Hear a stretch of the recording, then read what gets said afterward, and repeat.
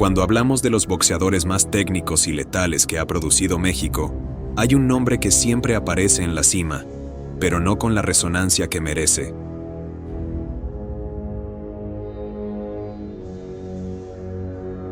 Ricardo Finito López, campeón invicto en 51 peleas, dueño de una precisión quirúrgica, mente helada y movimientos tan limpios que a veces parecían de exhibición, aunque escondían la brutalidad de un verdugo paciente. Pero no todos sabían esto. No todos los que se cruzaron con él entendieron a tiempo que estaban frente a un fenómeno único. Un peleador que no necesitaba alardes ni escándalos para imponer respeto.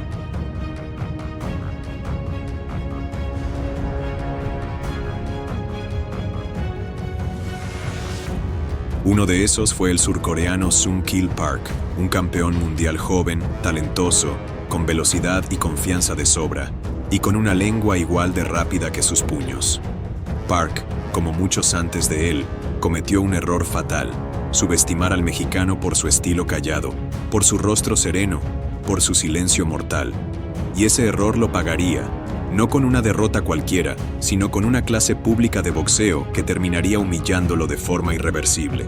Todo ocurrió en octubre de 1991, en el Caesars Palace de Las Vegas.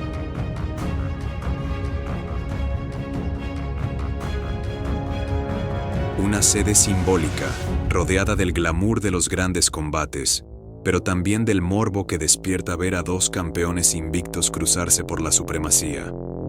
López ya era monarca mínimo del CMB. Park, campeón en peso minimosca por la AMB, aceptó el reto de subir a una categoría para quitarle el invicto al mexicano. Así lo dijo, así lo prometió.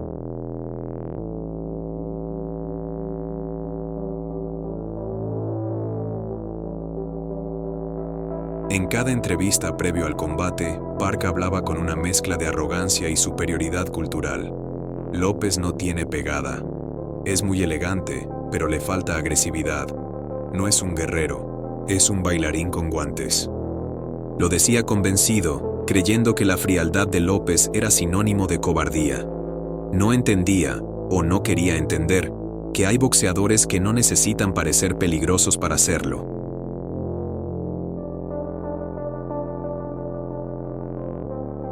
Que los verdaderos asesinos del ring rara vez levantan la voz. Que el silencio, en ciertos casos, no es humildad, sino advertencia. Ricardo López, fiel a su estilo, no respondió con palabras. Ni una. Solo con entrenamiento obsesivo, concentración quirúrgica y la certeza de que su boxeo hablaría cuando fuera el momento.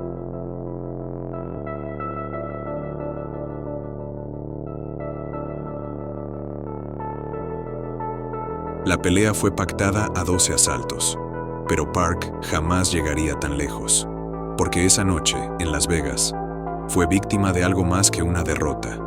Fue el blanco de una ejecución sin gritos, sin drama, sin excesos, pero con cada golpe calibrado para destruirle no solo el cuerpo, sino el alma.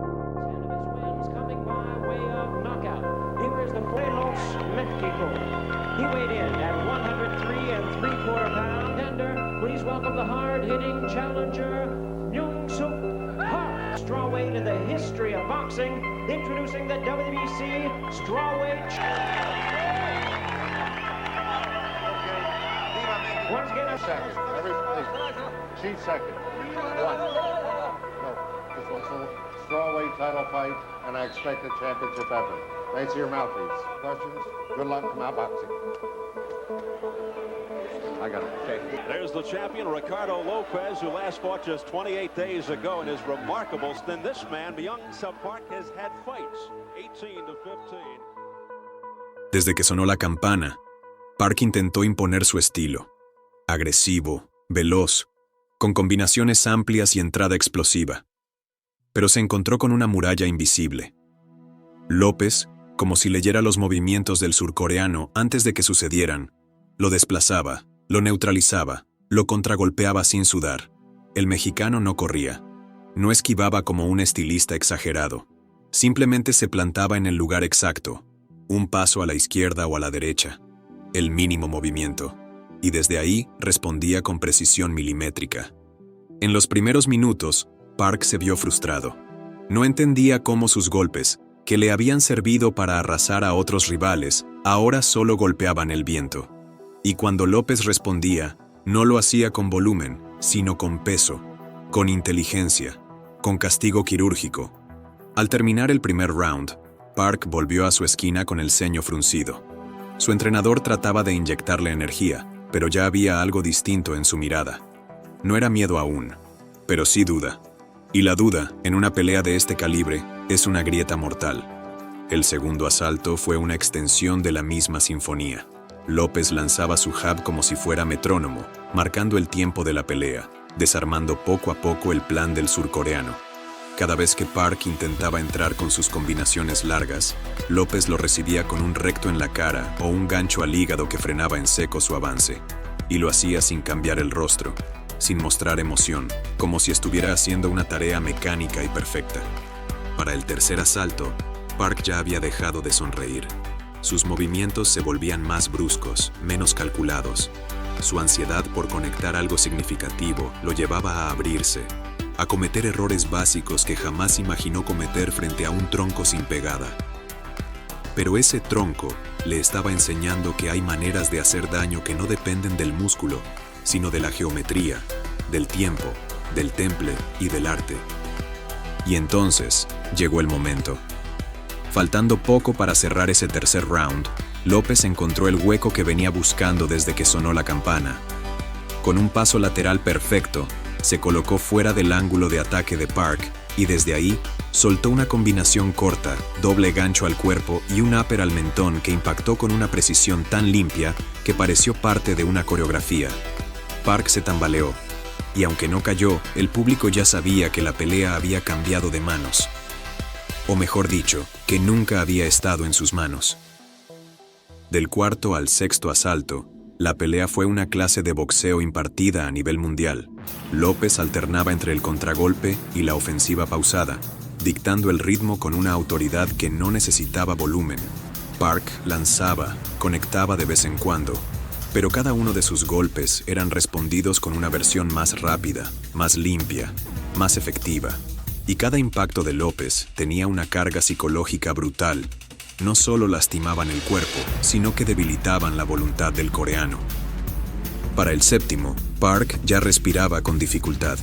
Su rostro, que al inicio era un collage de confianza y soberbia, ahora mostraba grietas. Los ojos ya no buscaban al rival, buscaban aire. El mentón ya no iba al frente, se protegía. Y la guardia, esa guardia que había prometido resistir todo, empezaba a desmoronarse. Y fue en el octavo asalto cuando el martillo cayó. López, siempre paciente, lanzó una combinación que pareció sacada de un manual de anatomía. Jab al rostro, gancho al hígado, upper al centro y remate con cruzado de izquierda. Park retrocedió tambaleando y antes de que pudiera recomponer su defensa, otro gancho al mentón lo derrumbó sin remedio.